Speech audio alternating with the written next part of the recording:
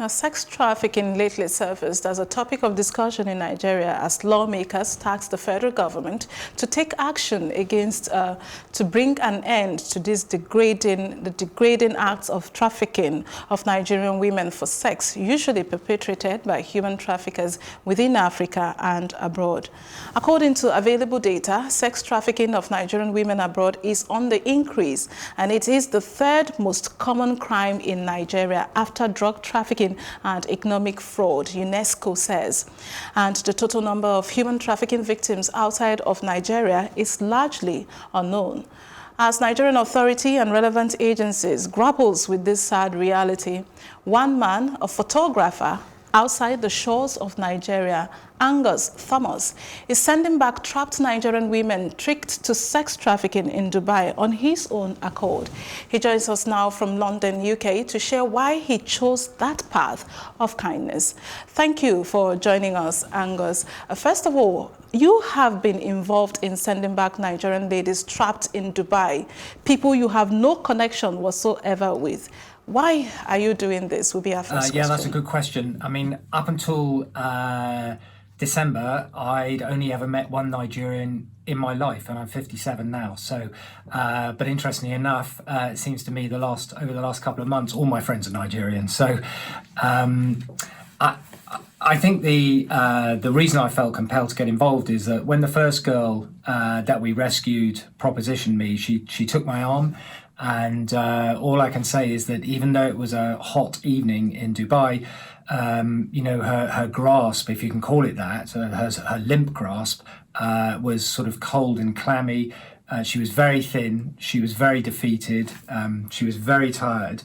And subsequently, when I got talking to her, all she could say was, I'm just tired. I'm just tired. I want to go home.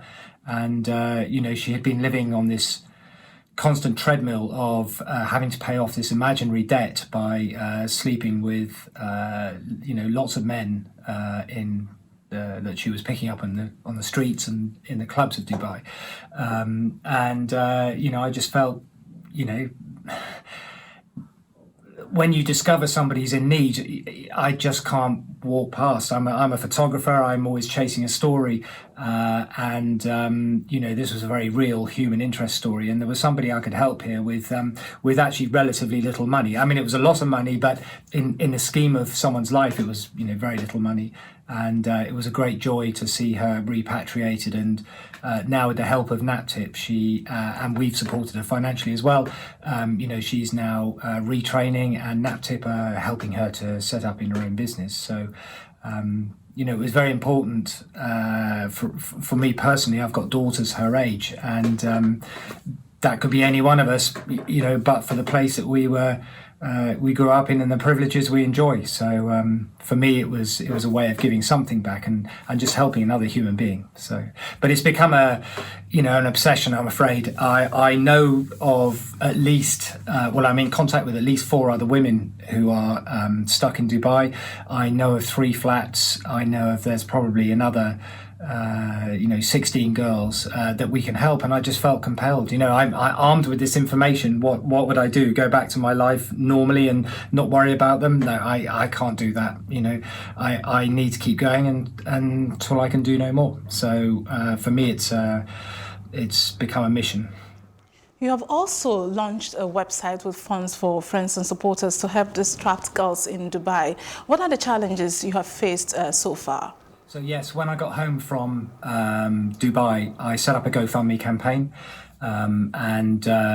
we raised about £3,000 from that, and then the BBC picked up our story.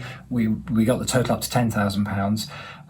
I was intending to go back to Dubai almost immediately, but because of the success of the campaign and the media coverage we've had, including yourselves, obviously,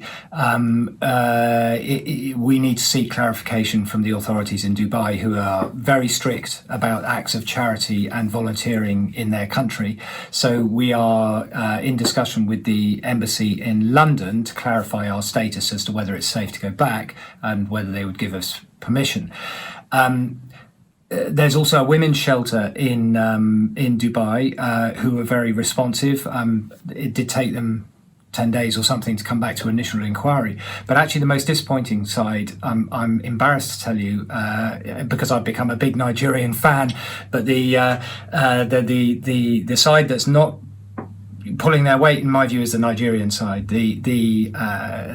Nigeria has a consulate in Dubai, and I've had absolutely no response from them. I've created a website at sendthemhome.ae.org so that Nigerian women who are trapped in Dubai can apply for funds to come home from us. We sought clarification from the Nigerian consulate as to how they should go about the process of obtaining an emergency travel order, because these girls, a lot of them have had their passports removed. We've had no reply to that. And in fact, laughingly, the one reply we did get to one of our emails was actually finished off with a cross, which seemed like a kiss or a typo, I don't know. And again, this morning I've sent 2 emails to the Edo State Task Force, 2 emails. Both of them have been returned, 2 different email addresses. Both of them have been returned as not being active email accounts. So this has been the story throughout our contact with organisations in Nigeria. Having said that, there have been 2 or 3 organisations that have been very proactive. One is NAPTIP, who have been absolutely fantastic. They've got 3 people in custody at the moment, with more to come. The case officer in Benin couldn't have been more helpful. We communicate probably every couple of days, because I'm currently supporting financially both girls that we've returned, and we're able to encourage the girls to act as witnesses in the NAPTIP case. And the other one is Edia Renaissance. Again, they've been very good in supporting us and giving us information. So really, on the Nigerian side, they could do better, I'm afraid. And it's interesting to find you filling the gap that our governments or embassies, if you like, in such countries are supposed to be responsible for. What have you found out as the main reasons these girls end up in Dubai? So yeah, that's a good question. I had no contact with a Nigerian in my entire life, and that's 57 years of it. Now every day is filled with conversations with Nigerians.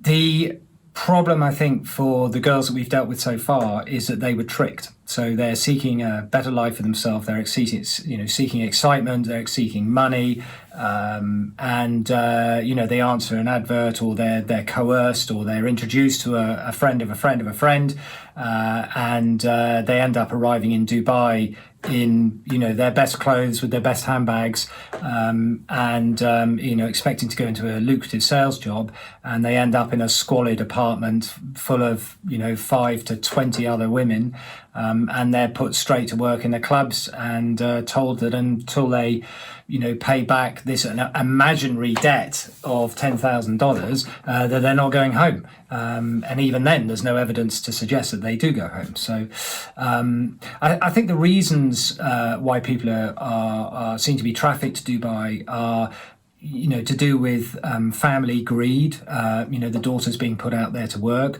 family pride that maybe one of the daughters is working abroad and that brings some kudos to the family, and general ignorance. And it's a real shame. And I think for those girls coming back from Dubai, if you've grown up in rural Edo State and you suddenly go to Dubai and you see that you can sleep with somebody for $50, and you see this unbelievable wealth that there is in Dubai, you could be tempted to stay no matter what the conditions. And in fact, I'm in touch regularly, every 2 days, with one girl who has paid off $20,000. So that means she's slept with 400 clients, and she is not coming home until she's earned $5,000 to support her brothers in Lagos. I can't make a moral judgment on that, because comparatively speaking, I live a very privileged life, and I completely respect the fact that she's still staying there to work and come back. But I worry for her that she'll never get away, but I worry even more that if she is picked up by the police in the UAE, then she could be in for a very tricky time in a a Dubai prison, which is not a good place to be. I mean, there are people languishing in prison in Dubai for the most petty offences. They're very strict on, for example, people being intimate with people who are not their wives. So there's a man in prison for slapping another man's backside as a joke. So that gives you some idea of the level of policing that goes on in Dubai. So they're very strict with that. So we set up a web page at sendthemhome.ae.org, and this is primarily as a resource for Nigerian women that have been trafficked to Dubai. Obviously, the vast majority of Nigerian women are trafficked north to Europe, so Dubai is a kind of forgotten corner of the Nigerian world, if you like. So, and given that the consulate in Dubai, the Nigerian consulate, is just so inaccessible, their website is broken.